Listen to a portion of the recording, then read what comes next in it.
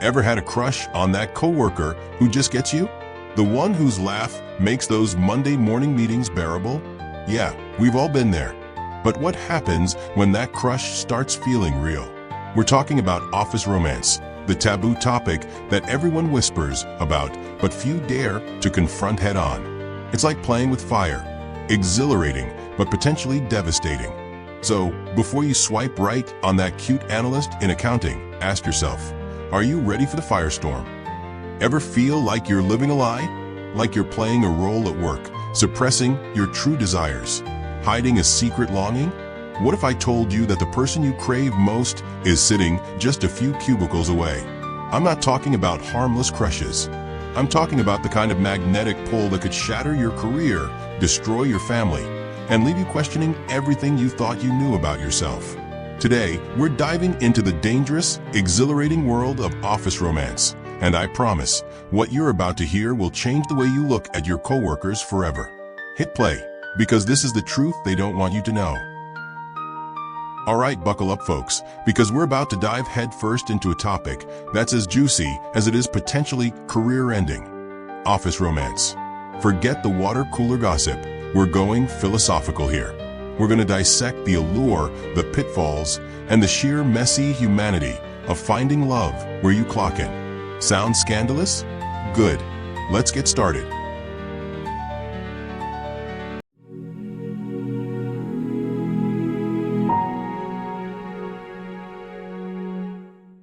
Let's be real. Finding love at work isn't some outlier event. It's more common than you think. Think about it. You spend more waking hours with your coworkers than you do with your own family sometimes. You share triumphs, failures, deadlines. Hell, you probably know their coffee order better than their spouse does. Shared experiences build bonds, and bonds, well, they can blossom into something more. But why the hush-hush? Why does the thought of a workplace relationship make HR reps break out in hives? Socially, culturally, we're conditioned to believe that mixing business and pleasure is a recipe for disaster. There's the fear of bias, favoritism, awkward breakups. The list goes on. We project our insecurities and anxieties onto these relationships, fearing the potential for chaos and unprofessionalism. The truth is, we want to believe it's taboo. We tell ourselves it's unprofessional. But let's be honest, that forbidden fruit just looks that much more appealing, right? It's a human thing. Question for you. Why do you think we, as a society, are so quick to judge office romances? Is it jealousy, fear of disruption, or something else entirely? Leave a comment below. That initial question, why are we so quick to judge office romances? Well, the answers are buried deep. It's not just about fear of disruption or professional decorum. It's about control. We like to compartmentalize our lives. Work is work, love is love, family is family. And when those lines blur, it throws us off balance. It forces us to confront the messy, unpredictable nature of human emotion in a space that's supposed to be orderly and predictable. It also boils down to a deep-seated societal expectation that we should find love within certain prescribed boundaries. Church, school, family gatherings. The office, that sterile, fluorescent-lit environment, just doesn't fit the romantic ideal. It's seen as transactional, not transformational. But here's the kicker. The more we try to control love, the more it rebels. The more we tell ourselves something is forbidden, the more alluring it becomes. It's basic human psychology. And the office, with its shared struggles, late nights, and intense camaraderie, is fertile ground for those forbidden connections to blossom. And look, let's admit it, there's always a power imbalance in office dynamics.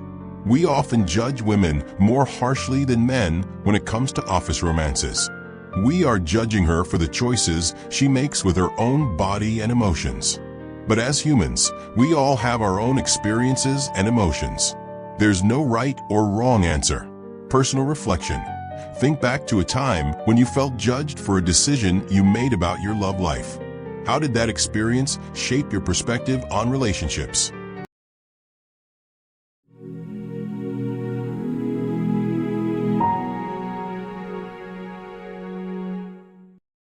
That initial question, Why are we so quick to judge office romances? Well, the answers are buried deep. It's not just about fear of disruption or professional decorum. It's about control. We like to compartmentalize our lives. Work is work, love is love, family is family. And when those lines blur, it throws us off balance. It forces us to confront the messy, unpredictable nature of human emotion in a space that's supposed to be orderly and predictable. It also boils down to a deep-seated societal expectation that we should find love within certain prescribed boundaries. Church, school, family gatherings. The office, that sterile, fluorescent-lit environment, just doesn't fit the romantic ideal. It's seen as transactional, not transformational. But here's the kicker. The more we try to control love, the more it rebels. The more we tell ourselves something is forbidden, the more alluring it becomes. It's basic human psychology. And the office, with its shared struggles, late nights, and intense camaraderie, is fertile ground for those forbidden connections to blossom. And look, let's admit it, there's always a power imbalance in office dynamics. We often judge women more harshly than men when it comes to office romances. We are judging her for the choices she makes with her own body and emotions. But as humans, we all have our own experiences and emotions. There's no right or wrong answer. Personal reflection. Think back to a time when you felt judged for a decision you made about your love life. How did that experience shape your perspective on relationships?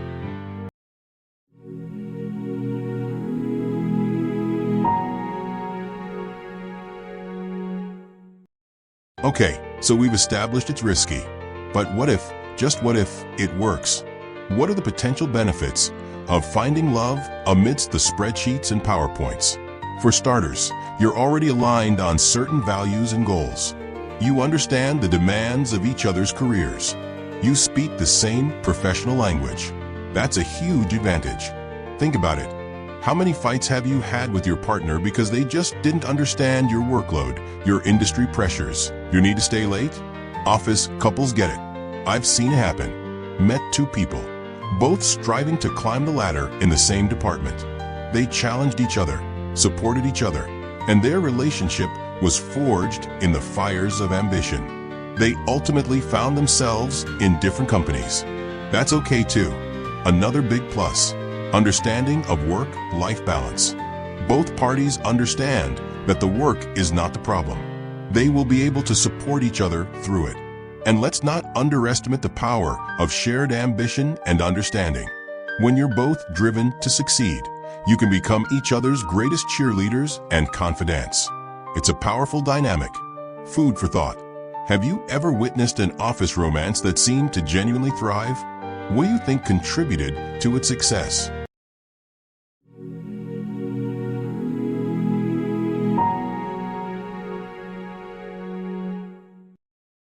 Beyond the shared understanding of deadlines and industry jargon, there's something profoundly beautiful about finding love in the trenches. It's about seeing someone's true character under pressure.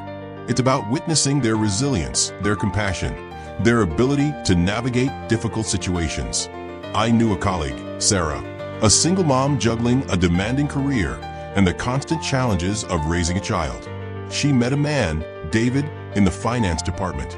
He was quiet, unassuming, but he saw something in her that no one else seemed to notice. Her strength, her humor, her unwavering dedication to her daughter. Their relationship wasn't glamorous. It was built on shared lunches in the break room, late-night email exchanges fueled by caffeine, and quiet moments of support during stressful times. But it was real, and it gave Sarah the emotional support she desperately needed to thrive, both at work and at home. David became a father figure to her daughter.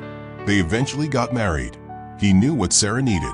These relationships remind you what it means to be human, heart to heart. Can you think of a time when someone's unexpected kindness or support had a profound impact on your life? How did that experience change you?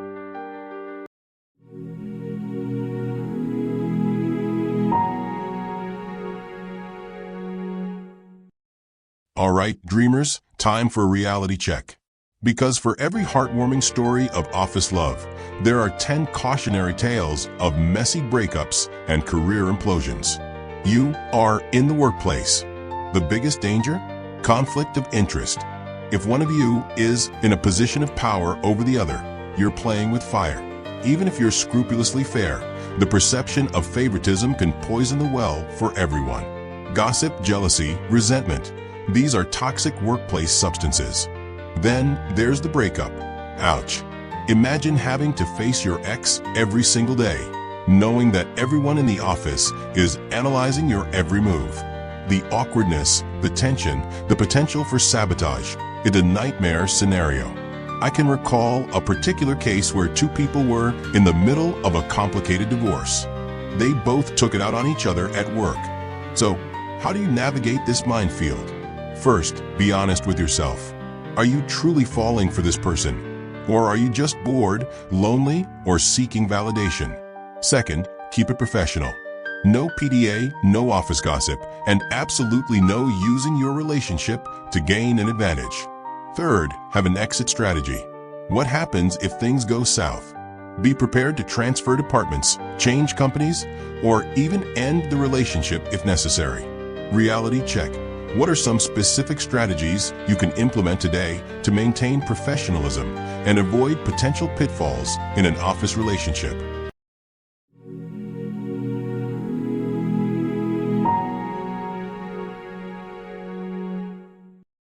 Okay, let's rip off the Band-Aid. Because sometimes, no matter how genuine the connection, no matter how carefully you navigate the boundaries, office romances go south. And when they do, the fallout can be devastating. I remember a case. Amy was a rising star in the marketing department. She fell hard for her boss, Mark. He was charismatic, intelligent, and seemed genuinely invested in her career. Their relationship was a whirlwind of secret meetings, stolen kisses, and promises of a future together. But Mark was married, and when his wife found out, all hell broke loose. Amy was ostracized by her colleagues, accused of being a homewrecker, and ultimately forced to resign. Her career was shattered. Her reputation was ruined. And Mark, he kept his job, his marriage, and his reputation largely intact. It was a brutal reminder of the power dynamics at play and the disproportionate consequences that women often face in these situations. Then, Amy decided to create her own company. It's all about surviving. Raw truth. Have you ever witnessed a situation where someone was unfairly blamed or punished for a mistake or indiscretion? How did that make you feel?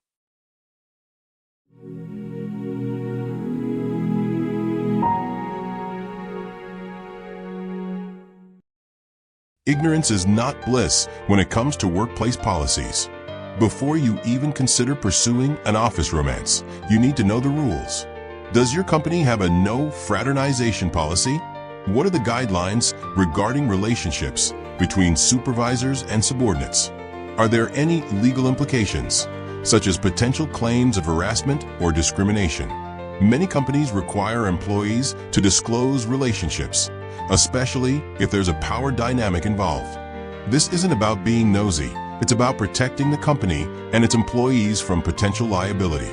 Remember, ignorance of the law is no excuse. If you're unsure about anything, talk to HR. It might feel awkward, but it's far better than facing legal repercussions down the road. Action item. Take some time to review your company's policies on workplace relationships. What are your rights and responsibilities?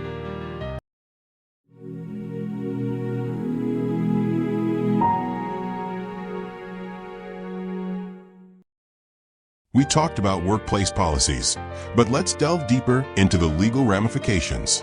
Because beyond the HR handbook, there's a whole web of laws and regulations that can come into play, especially in cases of harassment, discrimination, or retaliation. Imagine this. You break up with a coworker, and suddenly you're facing constant microaggressions, unfair performance reviews, and even outright sabotage. You report it to HR, but they side with your ex, citing personality differences or lack of evidence. Suddenly, you're fighting for your career, your reputation, and your sanity. You're forced to navigate a complex legal system, hire a lawyer, and relive the most painful moments of your relationship over and over again. And even if you win, the victory can feel hollow. The damage is done, the trust is broken, and you're left with scars that may never fully heal. That is a risk you need to be willing to take. Ethical dilemma. If you witnessed a coworker being unfairly targeted or mistreated after a breakup, what steps would you take to help them, even if it meant putting your own career at risk?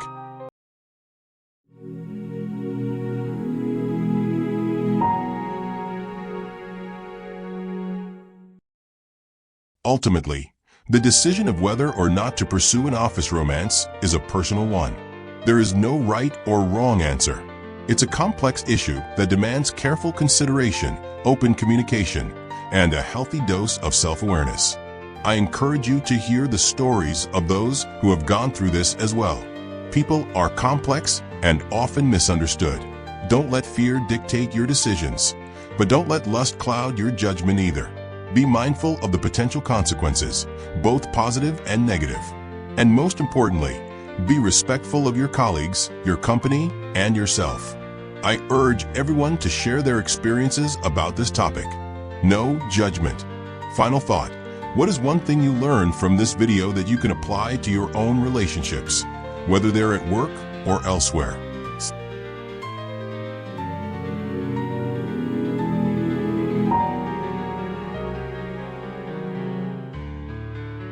Okay, this is where it gets really personal. Because my own experience with an office romance, it wasn't a story of scandal or heartbreak. It was a story of growth, forgiveness, and unexpected redemption. I was in my late 30s, divorced, and feeling lost. I met a woman at work, Sarah, not the same Sarah from before. She was brilliant, funny, and fiercely independent. We connected on a deep level, sharing our vulnerabilities, our dreams, and our fears. Our relationship was intense, passionate, and all-consuming. But it was also complicated. She was married, unhappily, but still married. We knew it was wrong, but we couldn't stay away from each other. The affair lasted for months, and the consequences were devastating. Her marriage imploded. My reputation suffered. We both lost friends and colleagues. But through it all, we clung to each other, supporting each other through the darkest days. Eventually, Sarah got divorced, and we had a choice to make. We could try to rebuild our lives together, or we could walk away and try to forget the whole thing. We chose to rebuild. It wasn't easy. There were years of therapy, difficult conversations, and painful confrontations with the past. But we persevered. We learned to forgive each other and ourselves. And we built a relationship that was stronger, deeper, and more authentic than anything we had ever experienced before. We are still together. A moment of reflection. Can you think of a time when you made a mistake that had significant consequences for yourself and others? What did you learn from that experience? And how did it shape who you are today? The truth is, there are no easy answers when it comes to office romance. It's a messy, complicated, and deeply human issue. And it's time we stopped judging and started trying to understand. Instead of gossiping about our colleagues' love lives, let's offer them support and understanding. Instead of assuming the worst, let's give them the benefit of the doubt. And instead of trying to control their choices, let's respect their autonomy and their right to make their own decisions. We all deserve to find love and happiness, even if it's in the most unexpected places. And we all deserve to be treated with compassion and respect, even when we make mistakes. Let's choose empathy over judgment. Let's choose understanding over condemnation. And let's create a world where everyone feels safe to love, to be vulnerable, and to be themselves, regardless of where they find themselves along the way. The only way to win is to be a better version of ourselves. I'm all in. Closing question. What is one small step you can take today to create a more compassionate and understanding environment in your workplace or community? Office romance. It's a complex and often perilous landscape. But with careful consideration, open communication, and a whole lot of self-awareness, it's possible to navigate the minefield and maybe, just maybe, find lasting love where you least expect it. Thanks for watching, and remember to subscribe for more thought-provoking content. So, Are you still judging those office couples? Or are you starting to see the human story behind the headlines? Remember, we all crave connection, and sometimes it finds us in the most unexpected places. But knowledge is power. Now you know the risks, the rewards, and the raw truth about love in the workplace. But this is just the beginning. At Whispers of the Mind, we unravel the complexities of human relationships, challenge your assumptions, and give you the tools to navigate the messy realities of life and love. Don't let your own story be one of regret. Subscribe now and unlock the secrets to a more fulfilling, authentic life. Because the truth is, you owe it to yourself to know. What are your thoughts on office romance? Have you ever been involved in one or witnessed the fallout? Share your experiences in the comments below. Let's create a safe space to discuss this complex topic and learn from each other. And if you found this video insightful, don't forget to like, share, and subscribe to Whispers of the Mind for more thought-provoking content on relationships and self-discovery.